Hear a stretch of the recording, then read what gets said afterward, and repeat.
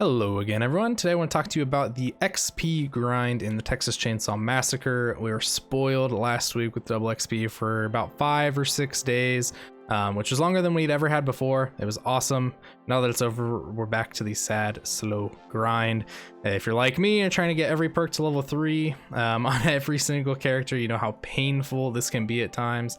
And after the recent skill tree rework, it's pretty tragic, as now I've lost a few perks of time and experience, and they've been removed from the characters. RIP.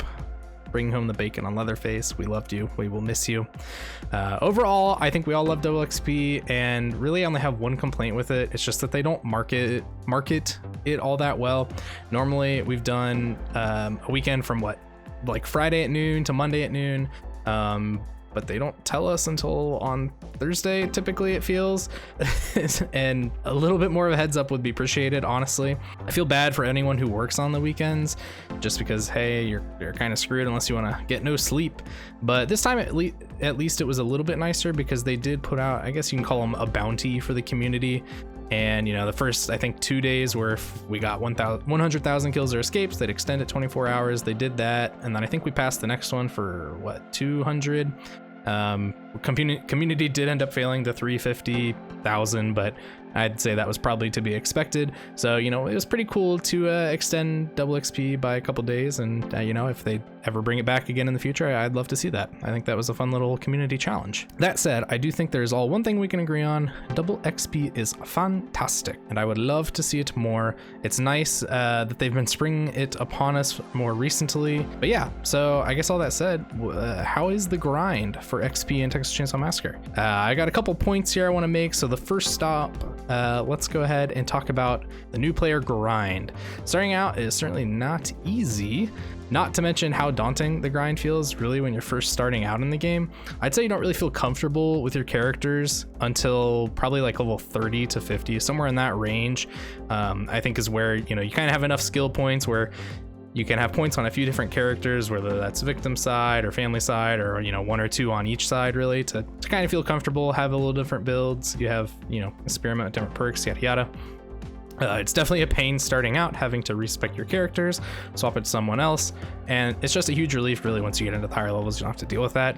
So how can we fix that? Couple ideas: that, or you can reward like more skill points at the lower levels and less at the higher levels. That way, if you still if they still want to keep the same amount of skill points you have once you hit level 99, I think this, you know, you're just kind of readjusting where you earn them. I think that's totally fine, just to help new players out, you know, especially with like the problem of, you know, people only able to play like one character. You know, I guess you can play like a raw character, but if you have points in your Sunny and you want to play Sunny, then, you know, maybe you would quit. And, you know, obviously with the lobby disconnecting, that kind of has prevented that a little bit, but I think this would just be another way to help prevent that even more, just to that way, you know, you have your points in Sunny, well, maybe you'll throw some more in Julie. Boom, good to go. Now I want to talk about, for all of you no lifers out there who have hit level 99, wouldn't be me, you know, once you're level 99, XP really doesn't do anything for you at all,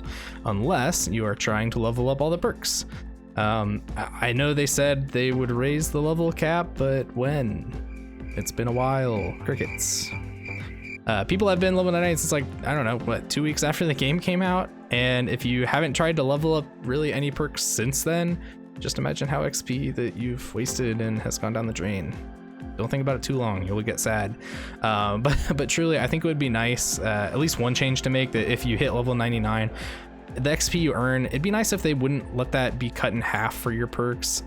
Maybe this would throw off the balance too much of leveling up perks, but, you know, you're kind of just wasting half. I think it'd be cool if maybe they could get rid of that and put it back into your perks for you.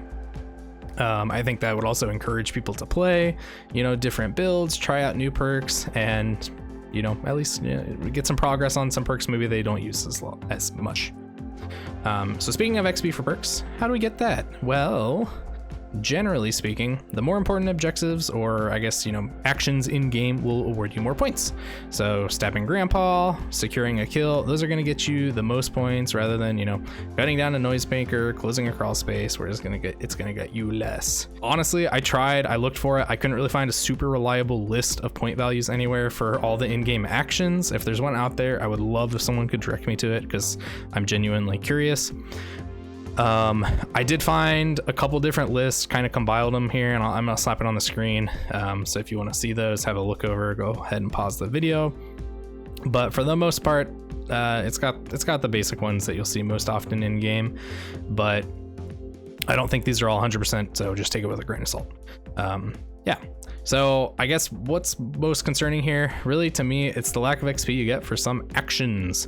Not to be that guy, but I think you really should get some XP for at least being in the game, truly. You've seen those victims who load in, boom, they're dead to Leatherface in 30 seconds. How much XP did they get? 0, 50, maybe 100 if they were lucky.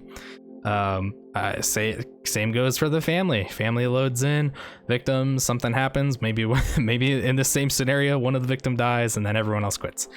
Family's not really getting any XP either. I think it'd be nice just to at least get a little bit of some default XP for at least being in the game. Another thing to kind of go along with this, I would love to see if they gave some XP for if your teammates DC'd, or I guess even if people on the other team DC'd, and ended the game early without dying. I think that'd be cool too. More XP, everyone's happy, everyone wins. It wouldn't have to be anything crazy, 100, maybe 200 per character. Just a little something. I guess that's one thing to point out. The other big problem I have with the XP really is just how it's granted. I think you really should be rewarded more for using your ability. It's not the case for every character, like Leatherface, Maria, Johnny Cook, Virginia. You get points for using their abilities. Maybe it's nothing crazy, but it's something. But for anyone who uses Danny or Hitchhiker, you probably know the struggle of not getting as many points as you probably should. A few ways to fix this: give us some points for placing a trap the first 3 times as Hitchhiker. You don't have to do it every time you place a trap, up to 3 times. He's got 3 traps, and give him 50, 100 points for using the trap.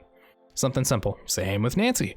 Maybe for Sissy you get points for blowing poison the first 3 times. I don't know, just throwing out some ideas. For Danny, give that man some points for tampering. And really, for the rest of the victims, give them points for, from what I could see in these lists, I couldn't remember without testing everything, but you get no points for solving the fuse box puzzle. Make that a little something.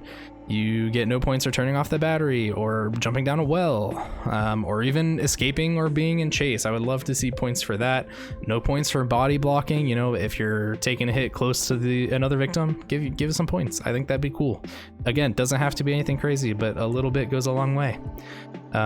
It'll just, it'll make your actions in game feel a little bit more valuable. So yeah, really the only other thing I want to say, if you don't know, the one thing that gives you the most points in game on either side really is getting nice and cozy with Grandpa. Victims, they get 500 points for a stab, and a family, you get points for giving him blood, leveling him up a tier, and then getting a sweet bonus for getting him to level 5. If you played much during double XP, everyone was getting Grandpa level 5, at least I was. That was my goal. I had all my points in blood pretty much for all of double XP. That level 5 bonus was just so nice. I had a couple crazy games getting 10,000, 12,000 points. It was crazy. Definitely achievable with Cook. Everyone else, you could get there. It's just, you gotta work a little harder. So yeah, I think it's safe to say, giving points for Grandpa interactions is fine. I would just love to see more points for doing other things, just to make the grind feel a little bit more enjoyable. It feels like what you're doing actually matters and counts for something. Up the points for, for destroying noisemakers, give characters chase points, something small, it just helps. At the end of the day, really, I feel like the XP values are in a pretty good spot. I would love to see some additional ones given, a couple increased, but I also don't necessarily want double XP to be permanent.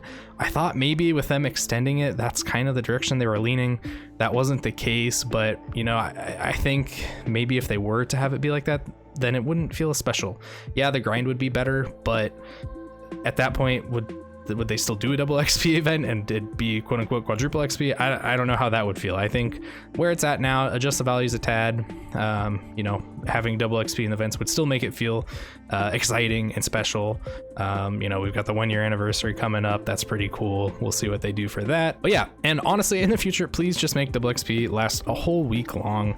I feel bad for anyone who has to work or go out of town or has family troubles or something going on during the, you know, the couple 2 or 3 days of double XP. Having it a week at least gives pretty much everyone, you know, short of being on a week-long vacation, you know, it pretty much gives you time to play somewhere during that. So what do you think? Do you think we need more double XP, changes to XP? Are you a mad lad going for the elusive triple XP in the future? Maybe, maybe not. And are you happy to see the level cap me raise? I think most people are ready for it at this point. I know I am. You think I'm crazy for leveling up the perks? Are you trying to do that? I'd love to see more people do that. It's kind of been a ton of fun playing different builds, even if they were terrible. So let me tell you, slow and steady sucks on family. Don't use it. It's not fun.